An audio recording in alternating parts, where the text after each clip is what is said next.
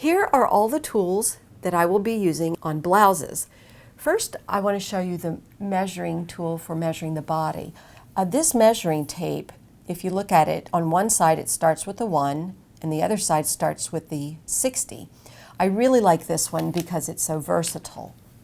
We have some rulers, and you don't need all of these, but one of them would be wonderful. My very favorite is the Variform Curve, and there are several companies that make this. I don't use it on camera too much because it creates a lot of glare. This one is a wonderful ruler. It's great for shaping the bust and armholes, so you really do want something like this. Or if you don't have these, use some kind of curves. There are quite a few different kinds like this, and they're all very useful, and I will be teaching you how to use them. There are the see-through rulers. This is a 1 by 12 inch, and this is 2 by 18. If you look carefully, they're both the same on both sides. One side is not filled with a different type of measurement or markings. That makes it easy to flip back and forth when you're using it. We have the right angle. That's very, very helpful at times. And also, this ruler is great especially for making right angles and long lines that have right angles. Okay, let's go on to marking tools. We have a eraser. This is a very fine point marker. I actually often use a red one as well, and even a green one at times. A red pencil and a blue pencil are helpful. Some kind of pencil sharpener, and tape. We always need clear, translucent tape. Doesn't have to be totally clear. This one's a very easily removed tape. Cutting tools, we have normal fabric scissors. You want to dedicate a pair of good scissors to fabric so that you don't use them to cut paper. It dulls scissors to cut paper, so I have paper scissors.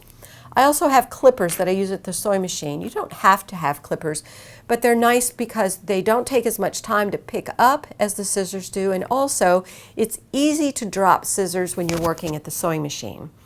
And if you're working with scissors rather than clippers and drop them, you often damage the blade. So any kind of clipper is very helpful. This is a seam ripper. I especially like these very small ones. And then we have awls. Awls punch holes. These are two different awls just to show you the variations. If you can't get an awl, not to worry, you can use an ice pick is fine. We have two different kinds of tracing wheels. This is the more common kind that you find in a home sewing store.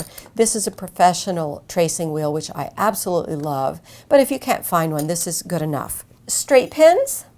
I love very fine long ones. These are from England. They're wonderful. And we have needles. Sewing machine needles, you'll need an assortment of sizes, and hand sewing needles. These are embroidery size 8. That's one of my favorite, but an assortment's often very good to have. For making the sloper, the taped sloper, you need 2-inch tape that's painter's tape because it's easily removable, and a 1/4 inch in a contrasting color. Then we have tracing paper. This is really good for making the patterns because you can see through it, which is a wonderful thing to have. And when I'm making patterns, I often use tacks. If you don't want this kind of tack, a normal thumbtack is fine. For the patterns and the sloper, I use oak tag. For the final sloper, if you don't have oak tag or can't find it, you can certainly get poster board. Now, if you look very, very carefully, this particular type of poster board has a very, very fine light grid. It's very nice to have that when you're making patterns with the tracing paper on top of it because you can see that grid. And when you're having to make 90 angle turns in your patterns, you get a very precise turn that way. Then we have a clapper with a point turner. And this is good for pressing collars. It's wood. Wood absorbs the moisture, so when you put your fabric on top of it and hit it with steam, the steam comes through because the wooden clapper pulls it through. Also, this is a point turner for collars.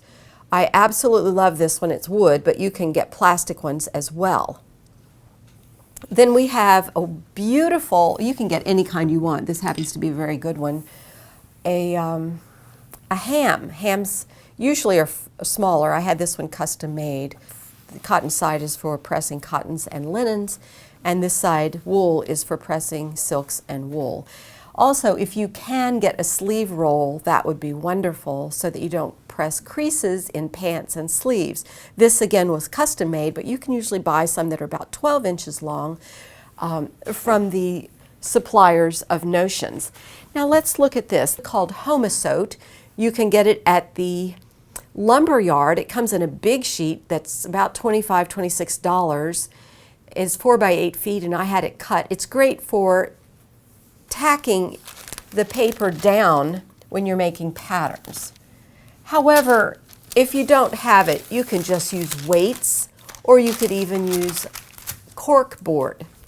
And this is a piece of Homosote that I covered with several layers of cotton batting and fabric for pressing. However, a normal ironing board is perfect. And one last thing, when you go to make the sloper, this is a coffee stirrer, and if you don't have access to grabbing a coffee stirrer by going out for coffee, just take a piece of cardboard. This one is about 7 inches. It depends on the bust span from apex to apex. You want to be able to tape this with the tape so that the taped sloper doesn't have an indentation between the two breasts. This is beeswax, and I use this for making this thread very strong when you sew on buttons or make thread loops, different things. So here are all the tools that we have for blouses. Not all of them are necessary. Again, if you don't have access to getting them, use what you have. We've tried to make this course simple so that you don't have to have a lot of tools that are very expensive.